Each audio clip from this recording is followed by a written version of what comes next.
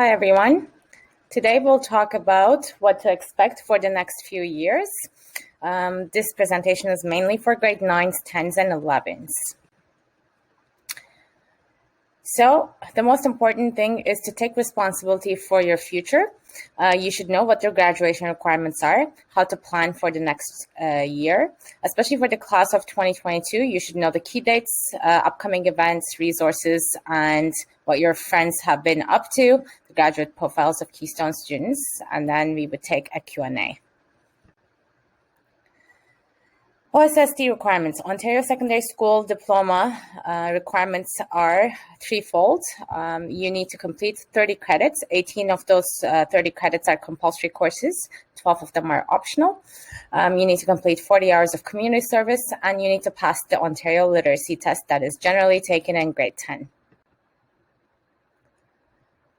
Most of the 18 compulsory courses are completed in grades 9 and 10, with the exception of English and Math in grade 11 and English in grade 12. All of your courses that are compulsory will have a star or an asterisk on your transcript. You can also get your credit summary during your guidance meeting. You should know where you are currently at and where you should be as you're completing your current grade level. Every year in high school, you need to complete 8 courses with the exception of grade 12, where you will complete 6 courses. When you are entering into grade 12, you should have a total of 24 credits and only 1 compulsory credit left, which is ENG for you. If you have transferred to Keystone from other countries or provinces, some of those credits will show as equivalent credits. They're just transferred credits, and that is completely fine as well. Stay on top. If you already know or have a slight idea of what area of studies you would want to pursue after high school, you should also know the requirements of the program. If you're aiming for a certain university or college, you should also know the minimum average that they're accepting. It's your responsibility to do the research and make sure that you're keeping up with your grades. The requirements may be different from country to country. This is mainly for Ontario universities. The prerequisites of grade 11 into grade 12, what courses you should be taking based on what programs you're aiming to apply. So, for example, in engineering and sciences, generally schools ask for 2 science courses and 2 math courses. So that's advanced functions and calculus, as well as 2 of the 3 science courses, depending on what engineering or what pre-med or science programs you're applying to. As you can see, obviously English, grade 12 English is a requirement for all of the programs, but depending on what you choose, you may need some sciences or you may just have a mix of electives. The other important factor of what program needs what courses is dictated by the degree itself. So if you're applying for a Bachelor of Arts in Business, they may not ask for a math, but generally any commerce or any business programs will ask you for math. And any social studies or art majors generally only is looking for ENG for you, and other electives that are not in sciences. Or if they are in sciences, of course, that's not a problem either. What marks are used for your average? All Ontario universities take your top 6 grade 12 U or M courses, including the prerequisites. C or O courses will not be accepted, and we do not offer those at Keystone.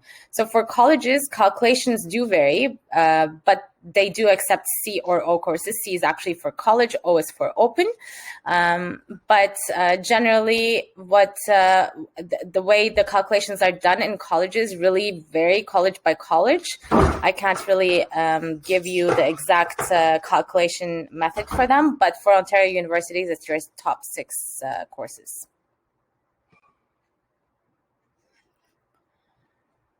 So what's next? You need to do some research, complete your blueprint profile, set up a meeting with your counselor in the coming months to discuss your course selections. And if you're graduating in 2022, please make a plan for month by month so that you can make sure that you're not missing any deadlines.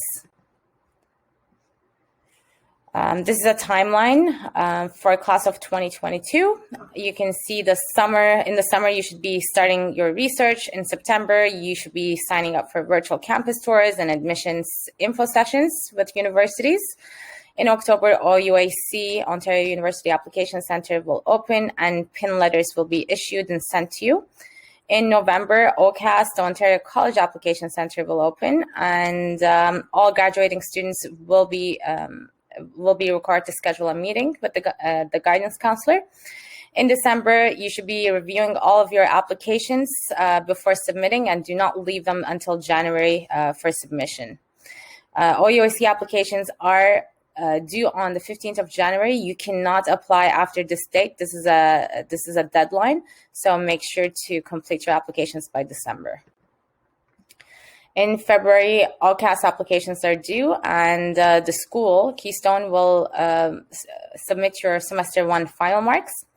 In March, early offers may start coming in. In April, semester 2 midterm marks will be entered, so make sure that you're keeping up with your average. In May, the last day that you may receive an offer would be May 27th, and June 1st is the first day that you would be expected to respond back to an offer. Here are some of our upcoming events. March 23rd, there'll be My Blueprint workshop, Skills for Success after high school. You need to register individually. On March 30th, we'll also have a presentation on university applications, All You Need to Know, by Teo Salgado, who's a guidance counselor. April 6th, Canadian University and College Applications by IELTS, and April 13th, it'll be SAT presentation by Stuart Hines, our guidance counselor as well. Some extra resources you can find is there on EDSB, all the recorded university presentations as well as upcoming events. My Blueprint, you need to fill out your profiles, complete the pathways, and you will then have universities matching to your profiles, and you can have direct links to programs and requirements through there. OUAC and OCAS both have great websites that explains to you what programs, again, the admission requirements of each programs. You should start getting familiar with those two websites. And then there's information on scholarship on those three websites that you can see on your screen. And last, here are our graduate profiles in the past few years, where our students have been going, what programs and what universities. In Ontario, the most popular, I would say, is, as you can see there, University of Toronto, York, Ryerson, Ottawa as well is quite popular. And then we have obviously some students that are going abroad, and 4 colleges, George Brown and Sheridan and Seneca are popular. And we will start with the Q&A. Thank you very much for listening, and get researching now. Take care.